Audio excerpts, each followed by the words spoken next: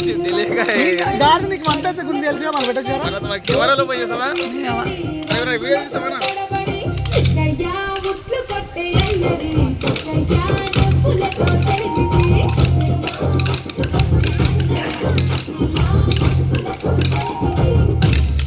night time correct రావు అంతే అది కొంచెం డే వెయిట్ అవుతుంది నైట్ వేర్ అవుతుంది